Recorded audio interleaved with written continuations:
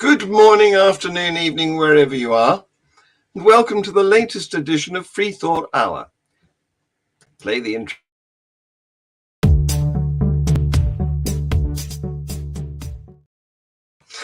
I give instructions to myself now. So here we have tonight, Tercia is joining us. Welcome, Tercia. Hello. Hello, John. How are you doing? I'm doing okay. Thank you very much. And our special guest is Melanie from California. Boston. Oh, the wrong side. That's on the other side. Yeah, they're good. Yeah. Sorry, I'm mixing you up with the guest that we've got next week, who is from California. So it's all too complicated for me, I'm afraid. So, Melanie, welcome. California. Yeah. Welcome anyway. Because you're a very interesting guest, because like us, you are an educator, aren't you? I am. But unlike us, or maybe more like Tercia than me, you've come on a journey, I believe. Yeah? Yeah, indeed I have. And I'm ready to shout from the rooftops that I used to be wrong. I hope to be less wrong now. Tell us about it then. So my background is plant ecology. And when we moved across the country, I'm originally from Iowa. We moved across the country to Massachusetts. I started teaching at a community college, which I adore because I get to spend a lot of time teaching students. And I teach students who don't want to be scientists when they grow up. And science is so important for understanding the world around us. And I was teaching the most commonly taught course to non-majors in the United States is Intro to Bio. And it's basically everything we know about biology at surface level in a single semester. And it is just killer. It's a lot of stuff to memorize. And I tried really hard to teach it to students in a way that I thought was relevant and useful to them. And I just decided to stop beating a dead horse. I was not serving their interests. And so I convinced the department, they let me do this, to replace the course with a course designed to call to what I say, teach skills, not facts. It's thinking, information literacy, and science literacy. And importantly, it's in that order. And there's a sequence of events to get there. But the whole thing focuses on what we know, how we know it, reliable sources of evidence and knowledge, and being able to be empowered to make better decisions. I mean, so the conversation that we were just having before we got on here was about our phones and the information on there. I mean, we carry access to basically all of humanity's knowledge in our pocket. Yeah, it's amazing, isn't it? Yeah, but there's also misinformation on there. And just because you can find knowledge doesn't mean you know how to use it. So I designed the course to teach students to, when they need knowledge, be able to find it and use it to make better decisions. So what is knowledge? Oh, wow. How much time you got? Yeah. And how do you distinguish it from belief? All right. Well, so the philosophers out there may not like the biologist rendition of how I teach this, but philosophers generally refer to knowledge as a justified true belief, although there are issues with that as well. There's the Gettier problem and so on. Yeah. But I like to focus on beliefs, and this is an example of how I've changed my mind, because in the olden days, the scientist in me would say, well, you don't believe something, right? You don't believe in evolution. You don't believe in climate change.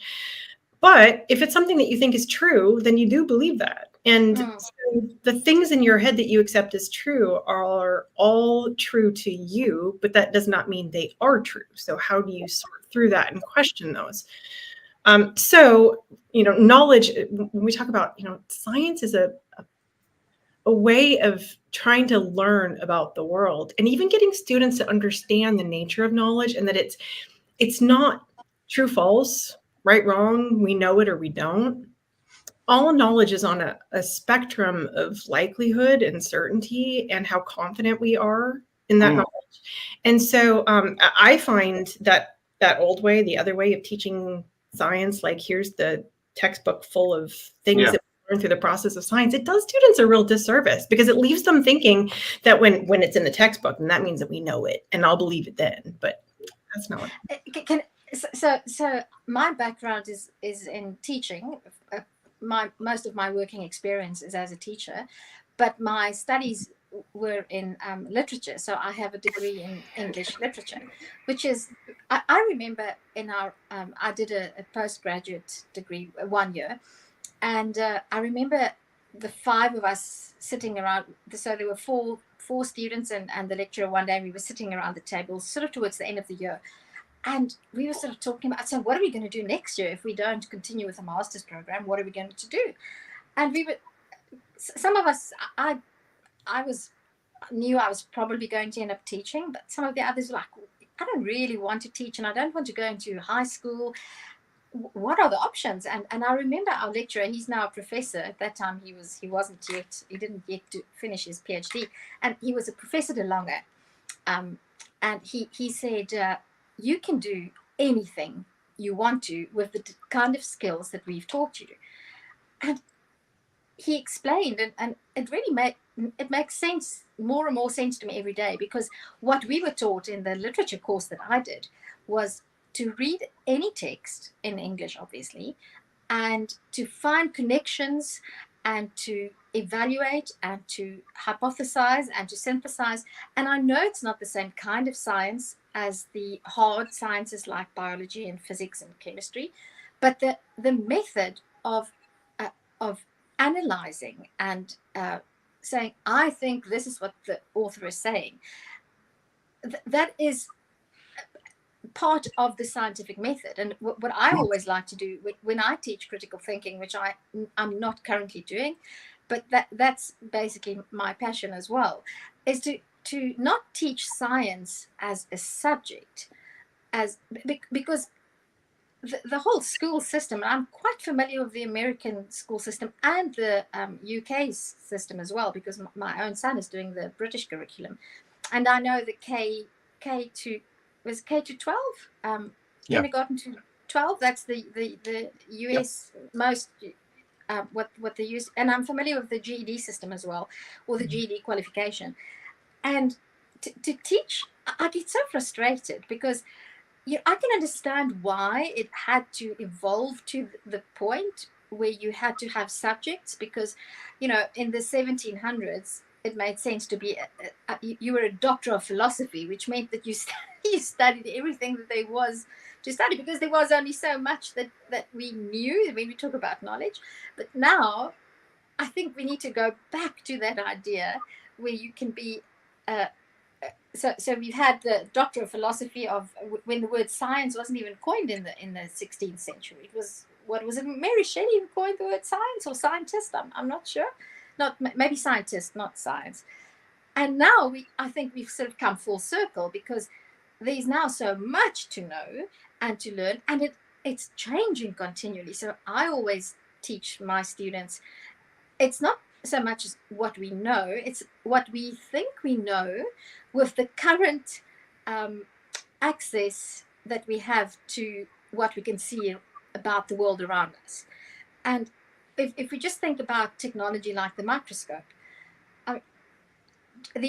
from no microscope to the Van Leeuwenhoek microscope, which is, this tiny little thing with literally a little water droplet type lens, and what we have now, electron microscopes, and even better, just the fact that you have different technology opens up so many new worlds that we didn't even know exist. And I want to touch upon something that you said when you spoke about philosophers. So I'm not very keen on philosophers, because I think, and I'm talking to two biologists here, so I love biologists, philosophers. I love philosophers. I have nothing against philosophers, but I do know a hell of a lot of philosophers who get so out of touch with what's going on in the real world that they are just almost useless to the rest of us common folk down here. I'd like to hear your comment on that, Melanie. Oh gosh. So I have made colleagues and friends with a lot of philosophers, and I'm not going to say anything here that I haven't told them. So I think there's no one quite as dangerous as someone with a bit of a philosophy background. I have noticed that the commenters on my social media accounts, when they say that they're like studying philosophy, they're really difficult to talk to. And with as much as scientists like to argue, philosophers can be really trying. That said, putting it so nicely. You are such a nice biologist. However, these are not the views of Freethought Productions. I will say, though, as I have learned in the process of what I imagined with my course was if I could teach the average person what they needed to know about science in a semester, what would that look like? And in that process, I learned there was a lot I didn't know, especially about the philosophy of science. We don't teach science majors this, let alone science non-majors. And so I think there's absolutely something philosophers add to this conversation that we need to include in our subject area knowledge. I speak as a biologist, but yeah, I can see your point. Can I jump in here? Yeah. You can't have all the fun between you girls. So we do that though. I'm a retired, mostly biology, bit of chemistry and other sciences teacher too. And my view is that the Renaissance philosophers got it right. They realized that you can't solve all the problems just by thinking, however good your thinking is. And they came up with, logical thinking and rational thinking and so on. But it's still only thought. What you've done is you've associated ideas in your head, and there is no necessity for them to be congruent with what's happening outside of heads. So they invented science. They called it natural philosophy.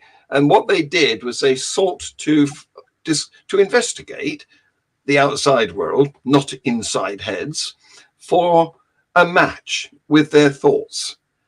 And that was the beginning of science. That was when they started to observe, construct experiments to test their thoughts and observe to see whether their thoughts were accurate or not. So I would say the outcome of thinking is an inference, and the outcome of an investigation can become a conclusion. So I love that term, natural philosophers, but in my ignorance or relative ignorance, I want to make it really literal. And what I like about this idea of thinking as power and of critical thinking is that we should make everybody natural philosophers. And I would interpret it very literally to say that we live in a natural world where we are confronted with real natural problems. I can't stick my hand through a wall. I can't walk on water yet. I'm working on it, but as so far, I haven't been able to. But that there is also this element of thinking, which is something that, as far as we can determine, the type of thinking that humans do is quite unique, and at a different level to the other primates and even other very smart non-human animals. And I want to teach everybody that anybody can be a natural philosopher, in the sense that we can all think and we can all get our hands dirty following the process of logic and logical thinking. But most people don't even know that the term natural philosophers. I mean, because paradoxically, the more we learn and the more we know, my husband's a mechanical engineer, and he's got this thing where he specialized in a very particular part of mechanical engineering, which is finite element analysis, where he does he does measurements on the strength of materials and welds in particular spots of a chassis or some mechanical design. And he says the more you specialize, the more you know about less. Yes, yes. Until you know so much about so little that you know nothing. So, Melanie, we interrupted you. You were telling us about your journey to get to thinking is power. Would you like to pick up on that? Well, so the idea was after I put the course in place, I tried to get materials for students to read, and I couldn't really find anything, so I thought I'll put it on a website. And I came with the idea of thinking is power because, you know, we all know knowledge is power, but there's just too much to know. So thinking is power, and I made the website and social media accounts, and I thought, well, maybe people would just be interested in this. And so, you know, like my students have taught me a lot over the years. I call my students the normals. So like on a bell curve, the people in the middle. And what I realized was there's a lot of normals, and most normals just don't know a lot of things, but they're open to learning those things, especially if you frame it in the right way and package it so that it's accessible and engaging and fun. So that's what I try to do with Thinking is Power. Like I use comics and cat and fart jokes and like colors, and I like Comic Sans, so you know, fun fonts. And the idea is just that that there's a lot of people out there that I think are open to this kind of thing, and hopefully that's what I'm doing. I circle back to something you said there earlier. What I realized in the process of designing the course this way was that most science classes start with the process of science or the scientific method, right? And it's that linear sequence of steps that you know, a lot of science doesn't even follow, and it's oversimplified at best. But then it proceeds into basically everything that we've learned through a process, as opposed to spending time before that and actually diving into why we need science to begin with.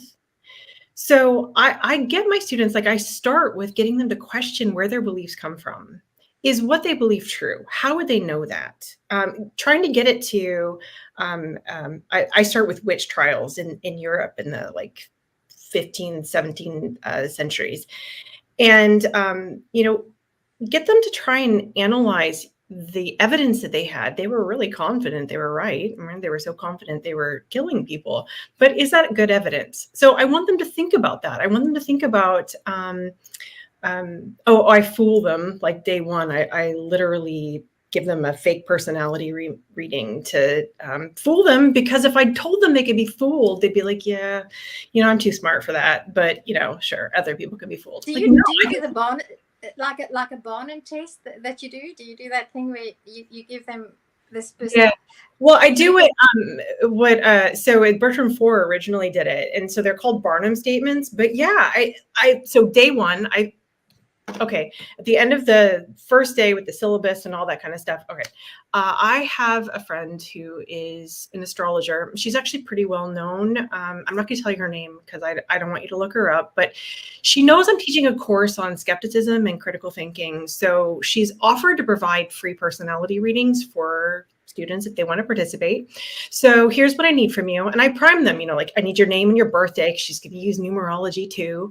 And then I ask them questions like, you know, if your house was on fire and you could take one thing, what would it be? Or if you could have one superpower, or if you get paid to do one thing for a living, what would it be? I learn a lot about students this way too, by the way. So they give me those things, and then the next day I give them their readings, and I say, okay, we're testing her. So I don't want you to tell me how good you want to keep this quiet. But when you're done reading this, on a scale of 1 to 5, how accurate was she? On a scale of 1 to 5, history shows me the students about 4.3 to 4.5 out of 5, which is what Bertram Forer found. Okay, now get to the person next to you and talk about your readings. Like, what really struck you as accurate? Sometimes it takes them 10 or 15 minutes to realize they all got the same damn reading. Yes.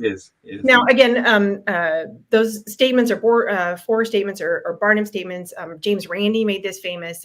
Yes. Very common reading. But look, you have a need to be liked and admired by people, right? There are times you've wondered whether you've done or said the right thing. There are times where you wonder whether you're taking the right major. You have a box of unsorted photographs in your house, or you have a scar on your knee. Those things apply to everybody, but we all think, oh my God, that is so me. But the point of that, of course, is, so yeah, the students all realize I lied to them. And then it's fun. And I go, yeah, I lied to you. Am I going to tell you I'm not going to lie to you again? Can't do that. I might. The one thing I very much enjoyed about what you told Rob Palmer about your course, and it reminded me of I used to listen to the Reasonable Doubts podcast, and one of the presenters was also he also presented critical thinking course. So I'm talking about 8 years ago, and you did exactly the same. It's what you do with your students. Another thing that you said, you teach them how to fool people. You have them use the logic fallacies. I love that thing that you mentioned where you make them pretend that they have to write an email to the lecturer. They failed the course and they deserve to fail the course, and they have to write an email where they convince the lecturer that they shouldn't fail. And I just love that idea of making learning and making thinking fun, because I find, and I'd like to hear what you say about this, is that by the time most students have passed around about year 6, 7, their curiosity and their creativity and their innate, natural, inborn sense of I want to explore the world and understand things has sort of been squished out of them. Did you design your course to try and revive that innate curiosity? And what did you do to get the students involved?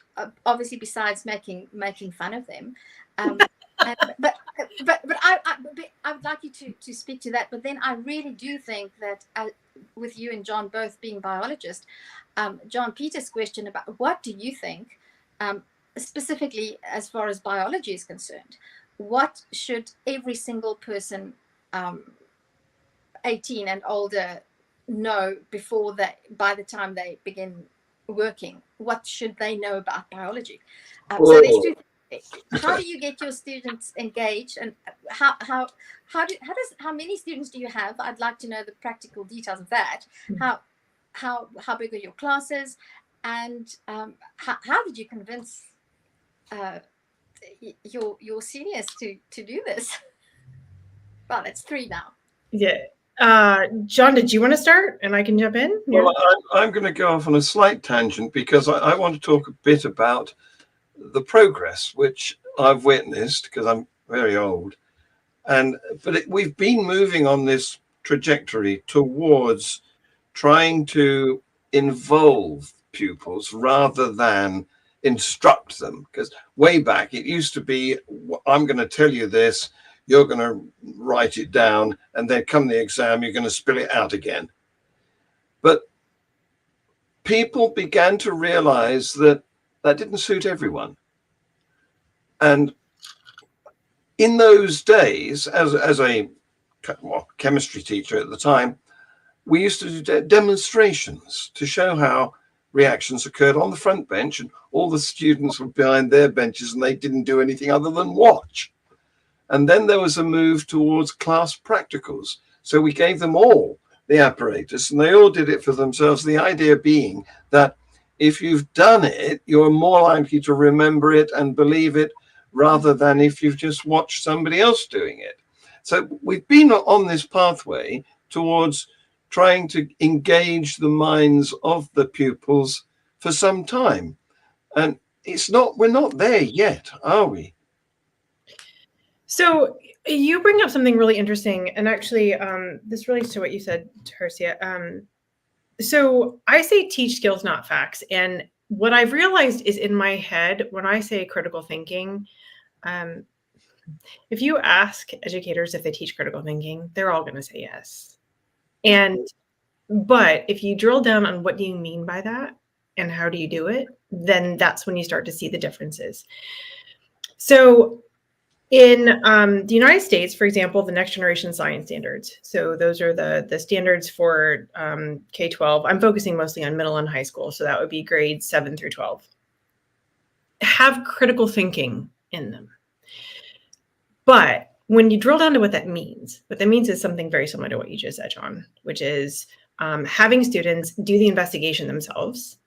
But we know what's going to happen in that investigation, and the students are going to collect data, and then they're going to come to the conclusion that they're supposed to come to.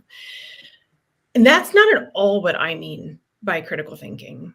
So to me, critical thinking is, when you define critical thinking that way, it is subject specific, and you have to have really in-depth knowledge in an area to be able to think critically about it. But it's impossible to do that on every single topic. There is a value in having students follow evidence to a conclusion. But the way that I define critical thinking is having students understand the limits of their knowledge. So a level of metacognition. What do I know and how do I know it? What might I be wrong about? Where can I find reliable information on this? The next generation science standards, for example, then don't have students at all investigate the reliability of a source. And that's even what science is doing. Like, scientists are trying to figure out who has said this so far, and how reliable are they, and how reliable is their evidence. And so, being able to find where knowledge lives, and then think about that in a way that gets them to the most reliable conclusion, while recognizing that having the hubris, the intellectual humility to admit that they might be wrong, and understanding that knowledge itself is not black or white, but shades of gray. And all that's to say, I think Tarsi, back to your question about what is it that I do with my students that involves them. I think one of the key here is to use pseudoscience. I should say that differently, to use misinformation, whether it's conspiracy theories or science denial or pseudoscience or fake news or however it is that you define that.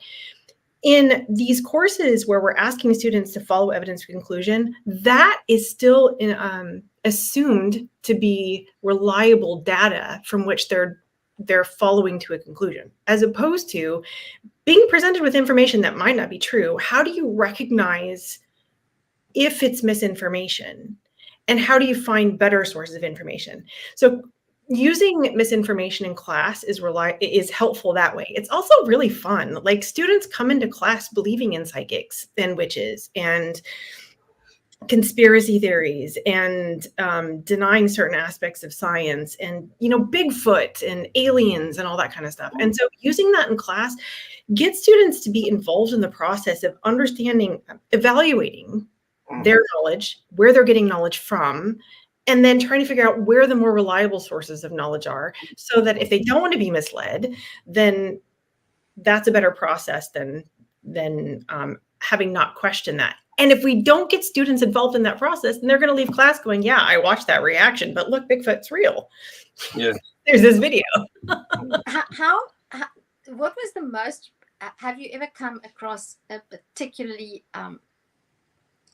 I don't want to use the word preposterous, because just to make it clear, I used to believe in acupuncture. I used to accept homeopathy. So when I say what is the most preposterous false belief you've encountered, I'm not trying to look down on anybody, because I held, and I probably still do hold, beliefs that will eventually turn out to be quite preposterous when I look back at them. So that's the first thing I want to ask. And the second thing, and we don't have to go into this too deeply, but I'd like to know, how do you test, how do you determine, how do you assess whether your students have grasped what you want them to learn in the course that you offer?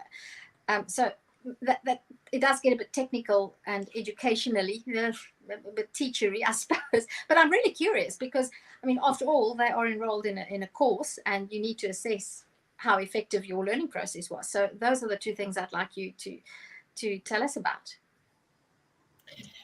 So your first question first. the most preposterous beliefs I've encountered. I have been really fortunate that when my students bring things to me, it's usually let's just say students find corners of the internet that I did not know existed. They don't necessarily believe them. They're bringing them to add to the conversation that we're doing in class. But I think part of that is because how I've laid out the course. So I start with witches and these fake personality readings. And then I move on to the limits of our perception and memory. So I get students to, I find this is one of the most difficult things for students to really internalize, which is, they know what they saw, or they know what they experienced, or they know what they felt. Do you? Right? Let me fool you. And also, we move into ghosts and UFOs, and then basic skepticism, and I give them a toolkit to evaluate claims, and we look at psychic mediums, and then we move into biases and fallacies and heuristics. All of that, because I bring pseudoscience into class, or misinformation, I purposefully start with non-triggering examples, because if I come in with evolution or climate change or even acupuncture, right, I'm immediately going to turn off certain students, and they're going to get defensive, and they're not going to hear me. So I start with these non-triggering beliefs to get them, I call them critical thinking training wheels. So it's the training wheel approach. They learn what the process feels like in a non-threatening way. And then as we get a little bit of practice and skill under our belt, we can start to remove the training wheels and build. And I move with the misinformation this direction as we move through the semester. And I think that process is really helpful, because it helps the students reflect on their own beliefs in a way that baby steps them to the more potentially identity defining and emotional beliefs, so that by the time we get there, and we do, they're not as triggered, and they're more trusting of the process and willing to be open to it. Does that answer your first question? It's interesting to me that you mentioned perceptions, and that you mentioned how fallible our own perceptions are, and a memory. How do you have sort of stock examples that you use? I know when I used to do critical thinking skills, when I taught that explicitly as a subject, I used to love that social experiment, so biases, but that there was a particular one where you'd have the group of students throwing a ball, and they have to catch the ball, and then a guy in a gorilla suit comes past, and nobody notices. It has a name. It's very those kinds of things. And that's it. And there was another series of experiments that they did where they had, and I mean they're on YouTube, where they have two people carrying a board, and then a third person asks for directions. Yeah. And then while the person is thinking about the directions, I approach the person I'm asking for directions. Then while I'm talking to you, so two guys carrying a big board walk right through us, or past us, and then you swap the person who's asking for directions, and they don't know. Huge number of people, they don't realize it's a different person talking to them. Yes. Those kinds of things. It just shows, and it's non-triggering, because that can happen to anybody, regardless of how smart you are. It's got nothing to do with being smart. Oh, that brings me to something. You said you teach at a community college. Do you still teach at a community college? I do, but I'm only teaching online now. I'm on leave to write a book. Ooh, can I come in here, because I want to talk about teaching online as well, because it seems to me that thanks to technology, and we were saying earlier, weren't we? Was this after we started to stream or before? We were saying how we are all now focused on our own technology rather than a communal one. And that affects the classroom, doesn't it? I mean, the classroom is pre this century, if you like, where there's one person standing facing one way and, 30 people sitting facing the other way. And that model is becoming less normal. Most of us nowadays are one person and one device. And surely this has got to be where teaching goes, hasn't it? I mean, COVID alone forced a lot of us to move our classrooms exclusively online. So we had to. I don't know where it's going to go in the future, but I think right now, so right now I'm teaching fully asynchronous online courses. And I don't know if it's the best way to do this kind of content. I know that, face-to-face in a classroom is better, but even in the classroom, I have my students use their phones to find information. I have them fact check. I have them find the whole point of the class is to be able to use information wisely. And part of that is finding the information. So I've set up the class so that students aren't asked to remember anything. It's all about finding information and using it. So yeah, we do that in class too. And Tracy, to go back to what you're saying too, I've even set it up when I was face-to-face. I would set it up so that I had somebody break into the classroom and steal something off the front during lecture. I would usually have students working in small groups or something so that they would be mildly purposefully distracted and then steal something off the front. Okay, who saw what? Like campus police is here now. Who can what they saw?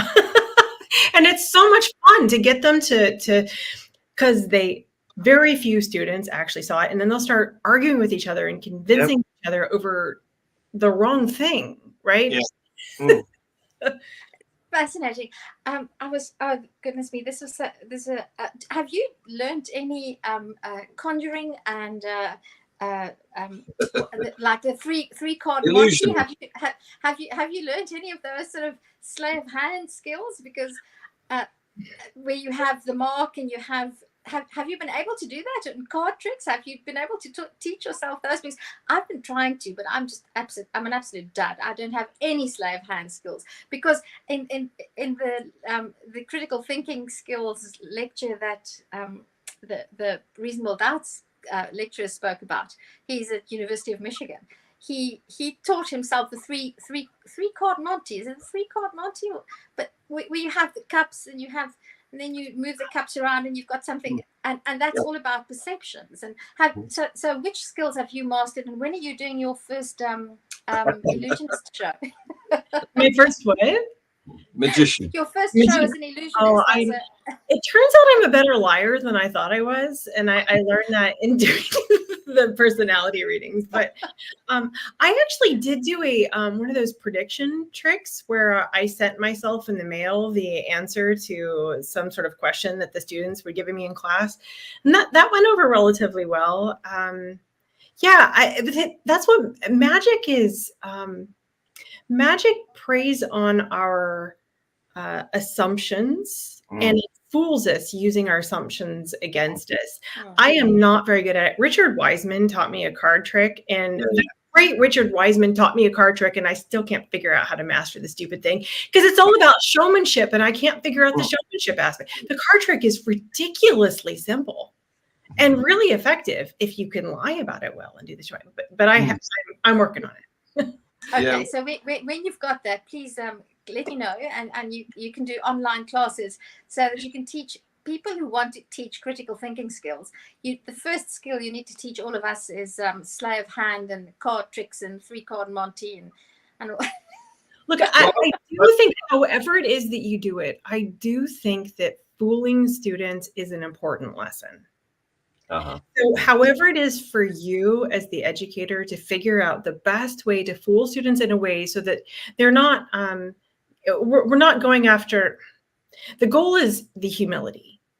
So in whatever way that you can show them that you can be fooled. Now, if you don't want somebody to actually fool you, here's what we need to do. But that first step, figure out how to fool them, however works for you. Have you ever set them the challenge of fooling you personally? And have you ever tried that, or are you too scared? I'd be a little bit nervous about that. I've never tried that. Oh, I might have to. You're right about the goal is humility, teaching humility, because there are so many people who are hubristic. They think that they know and that they're right and they should be able to teach everybody else to agree with them. That is poisonous. Yeah, Daniel Kahneman, who unfortunately just passed away. Yes, I heard But that. one of the he was once asked if he had a magic wand that removed the world of one bias, what would it be? And he said overconfidence. For that precisely the same reason. If you're overconfident, you cannot be fooled. I'm sorry, you cannot be talked to. Like there's no reason for you to entertain any evidence that you might be. So I want to ask you with in the remaining 20 minutes or so, whether you've ever encountered any pushback from your students, because what I've experienced in the past is, and I'd like to know what your experience is, and I suppose this depends on where one is located. So the moment you start teaching critical thinking skills, you start off with, and I think it's brilliant and it's absolutely important to start with non-triggering, sort of innocuous, mild things. You don't begin by getting people to question their core identity forming beliefs. But I've come across this phenomenon where some students have they progress so fast, and some students already have been sort of primed to I don't know, that they particularly aware of, maybe they were taught to be careful of people who want to change your beliefs, because they know that their parents know that the best way to have your beliefs stay the same is to sort of inoculate your child not to be open to any form of questioning. And have you ever found that you've received pushback, and that faculty or students have said, why are you doing this? Because now when you start questioning, challenge is what I've been brought up to think. Yes, I've got an example of that, because when I was teaching A-level biology some years ago, I had a student, a very bright girl, and I started the course with evolution because, as John is saying in chat here, it's foundational. Everything in biology and everything else really comes from an understanding of how things evolve. And I began this course. This girl attended my lessons, and then a couple of weeks later, she came up and said, I'm going to drop biology. I'm going to go and do history instead, because my parents say it's all lies. And they were some sort of, I don't know, Jehovah's Witnesses or something. And that is a problem. So that's what I want to ask you in the last. Just give it a short answer, because I wanted to ask you some other.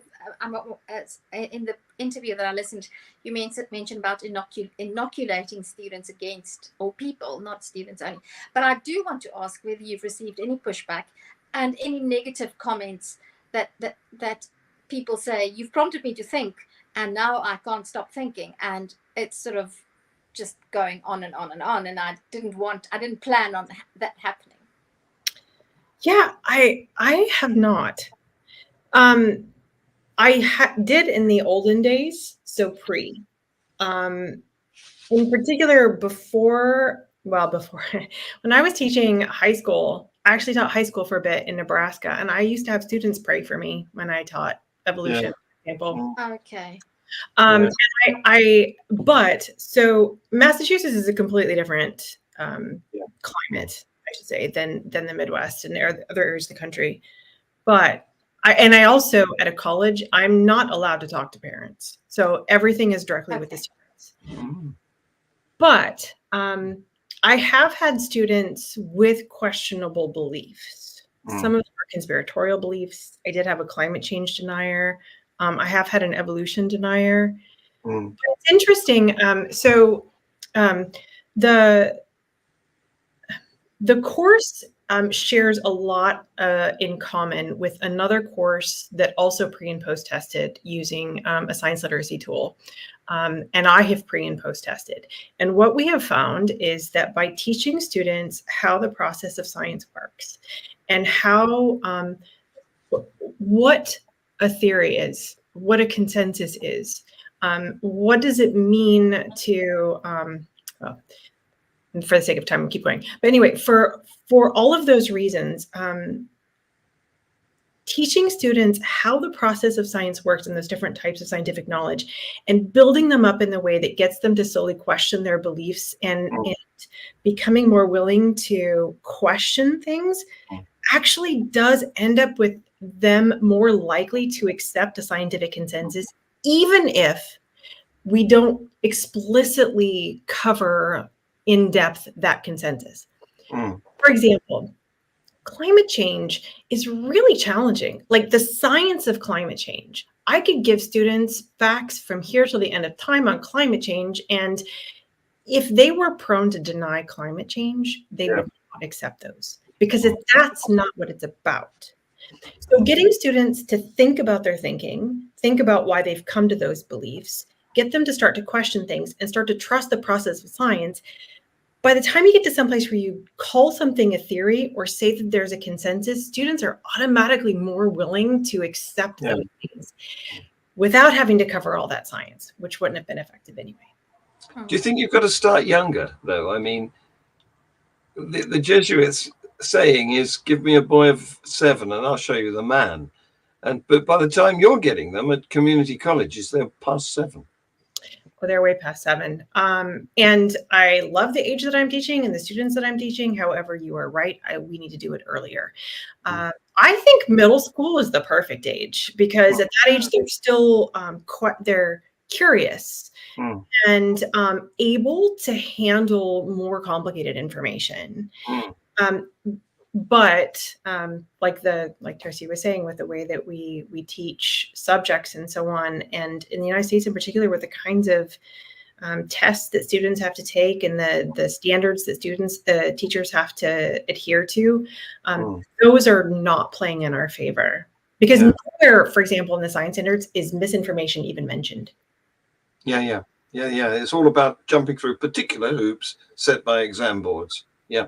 But one important thing I want to bring in, because John here is coming up with some great stuff. Look, falsification. This is the key to science, isn't it? And I cover falsification even before I talk about the process of science. So I spend the first probably 30% of the class talking about critical thinking, the way that I've defined it with you so far, and then information literacy, and then I finally get to science. But even in the process of critical thinking, I teach them about falsification and what does it mean to have evidence for a belief. And there are certain kinds of claims and beliefs that cannot be falsified. So we need to be careful of protecting them with evidence. Now, falsification is a key part of science, but it's one of those, like creationism fails step 1 because it requires a God creating things. And so if I wanted to go in on evolution, for example, and start with falsification, I could certainly do that. But instead, what I do, because again, I use non-triggering. So Pythagoras, like Pythagorean theorem fame, Pythagoras was part of a group that in part thought that when you farted, you lost part of your soul. Makes a lot of sense. Sometimes it feels like. And I don't even bring up falsification, but all my students look at me like, what? And then they start laughing. Great. They're done laughing. Okay. Test that. Wait, what? Really? No, test that. And so they laugh. And it literally, every time it goes something like this. Well, do I lose my soul when I burp? Like, I don't know. Yeah. You're testing this claim. You tell me. My dog. How do you know how much does the soul weigh? I mean, how do you know that where's your soul? How do you know how much? How do you know I don't tell them yourself? I don't look it up themselves. I let them come to it, right? When my dog farts, does my dog have a soul? I don't know. I had a student recently say, okay, so if somebody farts and I breathe it in, do I get part of their soul? Well, that's thinking. That's good progress. Right. Absolutely, it's brilliant. And they ultimately come to, well, wait a minute. What's a soul? How do you measure a soul? How would you know you lost a soul? And that's the point, right? So I need students to question how we know things, and can we even test this with a claim like that? And immediately it sets the stage for getting students to separate in their head, look, and I'm clear. Could this be real? Could we lose our soul when we fart? Yes, sure. But we're never going to know that. So it's not a falsifiable claim. So we need to know that and stop gathering evidence to support that. I want to give you another interesting example that you can use in your course material. I just learned this last night. So I watched this YouTube channel by Simon Whistler, and he was talking about about pregnancy testing. And he said the ancient Greeks had this belief that if you put an onion in a woman's vagina for the night, for 24 hours, and if after the night you take the onion out and the woman breathes into your face and you can smell the onion, she's not pregnant. If you because there's nothing blocking the passage. Yes. If you can't smell the onion, then she's pregnant because there's something blocking from the passage. I think you're smelling the wrong end. I mean, you teaching. So I mean, if you can use that when you fart, you lose some of your soul. I mean, this is, and it's a brilliant example because what he also mentions in this talking about early forms of pregnancy testing, and that can actually be tested. It's such a brilliant example because there was also this idea that if a woman urinated on barley and it was left for a certain period of time and the barley sprouted, then it would be the woman urinates on barley and on wheat. If the barley sprouts after some time, then it's a boy. If the wheat sprouts after some time, it's going to be a girl. If nothing happens, she's not pregnant. And it was actually found that some of the pregnancy hormones can actually have an effect on in something like 30 or 40% of cases, it actually had a measurable effect because of the pregnancy hormones in the urine. That's right. And that's such a good example. Yeah. Because it involves falsification. So well, before we developed higher technology versions of testing for pregnancy, of course, we used female Xenopus toads, didn't we? We kept them. we kept them in a tank, the female Xenopus toad, and if we suspected that a woman was pregnant, we applied some of her urine to the water the toad was in, and then the toad laid eggs if she was. Actually, release of those toads after better pregnancy testing came along led to some pretty damaging invasive species in various areas. Yes. We bred up a lot of toads, so we had to get rid of them. Yes. So when was this? I mean, what year was this? Oh, this would have been in the 1970s, I guess. Okay, so I know what I'm going to Google tonight. It's Xenopus with an X. Okay? Xenopus with an X. Xenopus. Yeah. P-U-S. P-U-S. Yes, that's right. Yeah. But that's so funny because in Dutch, in Afrikaans, it would make so much more sense. It was P-I-S, because P-I-S is a coarse Afrikaans word for urine. And in a lot of other languages too. Yes, piss is fairly common. Yes. Piss. Yes. Oh, that's true. Yeah. I want to rewind back a bit because a little while ago you were talking about magicians and Richard Wiseman. Thank you. Wiseman came up, but I actually interviewed on this show. It must have been 2 or 3 years ago, an ex-science teacher who now makes his living as Kevin Quantum, the science musician. So if you look at the archive of this show, you'll go back and see, and he's done very well for himself. He came second in a Britain's Got Talent competition or something.